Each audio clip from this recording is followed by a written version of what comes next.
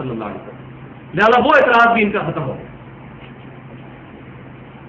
اور دوسرا مین اعتراض یہ بھی کرتے ہیں کہ جی یہ ایرانی اور اجمی سازش ہے، یہ ایرانیوں نے حدیثیں گڑھ دی ہیں، یہ بخاری اور مسلم جو لکھ دی ہیں، اور اس کے پیچھے کیا ہے اصل میں جو ان کی بیماری، جس پہ میں پہلے بھی گفتگو کر چکا ہوں.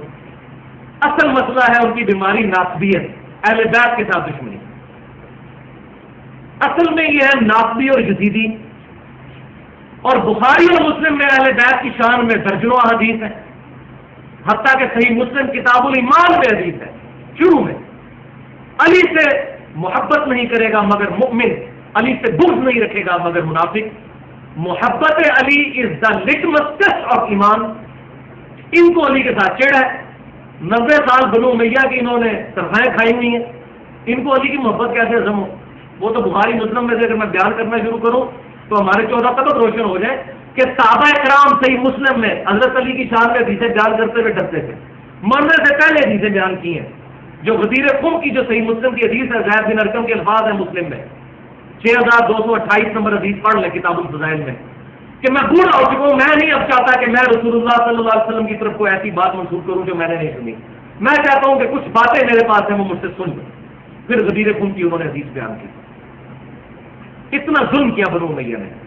اور اس میں میرا پورا لیکچر ہے 142 منٹ کا، حسینیت اور یزیدیت کا تحقیقی جائزہ 10 دسمبر 2011 کو دیا تھا، اور تحقیق کے میدان میں الحمدللہ یہ ایکسپلوژن ہے. پوری دنیا سے مجھے فون آیا، کوئی جگہ شاید ہو جہاں سے فون اور ای میلز نہ آئی ہو جس میں ناسبی اور یزیدیوں کو ننگا کیا. بھائی اگر یہ محدثین معاذ اللہ استغفر اللہ رافضی ہوتے تو سیدنا ابوبکر عمر کی شان میں حدیثیں تو نہ لیتے.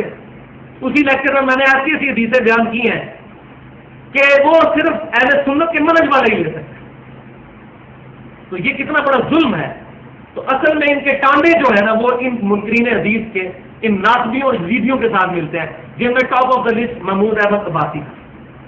جب صحیح بخاری میں وہ روایت لی گئی کہ سیدنا حسین کا سر مبارک عبید اللہ ابن زیاد خبیث کے سامنے لا کر رکھا گیا تو چھڑی سے ان کی وہ ناک کے اوپر مارنے لگا تو انس بن مالک تڑپ اٹھے اور انہوں نے اس کو ڈانٹا.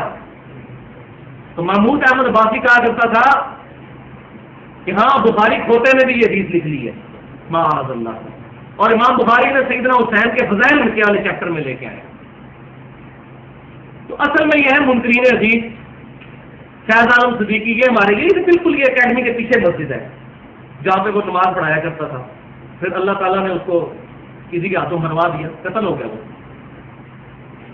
اس وقت تو اہل حدیث کی طرف سے تھا، پھر اہل حدیث سے اسے لانے برات بھی کر دیا، لیکن اس کے جراثیم اب تک موجود ہے. اس کا بچہ اہل حدیث کی مسجد میں نمازیں پڑھا رہا ہے. تو یہ ساری کی ساری بیماری ان منکرین حدیث کی بیسیکلی ادھر سے نکلی ہے. یہ بغض اہل بیت ہے جو منکرین حدیث کی شکل اختیار کر گیا. یہ میں آپ کو اپنی زندگی کا نچوڑ بتا رہا ہوں. یہ ایک نیوٹرل بندہ بتا سکتا ہے جس کو اپنی آخرت کی فکر ہو، کسی فرقے کی فکر ہو. تو وہ لیکچر اگر آپ سن لیں تو آپ کو انشاءاللہ تعالیٰ یہ باتیں پتہ چل جائیں گی. تو یہ لوگ بخاری اور مسلم کو بھی تختہ مشق بنا دیتے ہیں. جہاں کہیں اہل بیت کی شان میں حدیث آئی بخاری مسلم کہتے ہیں نہیں یہ تو کھوتا معاذ اللہ استغفر اللہ. تو یہ اصل میں ایرانی تھا. اور یہ آج بات میری یہ بھی نوٹ کر لیں، منکرین حدیث پیدا ہوئے ہیں بنو امیہ کی وجہ سے، ان ناسبیوں اور یزیدیوں کی وجہ سے، اور رافضی بھی انہی کی وجہ سے پیدا ہوئے ہیں.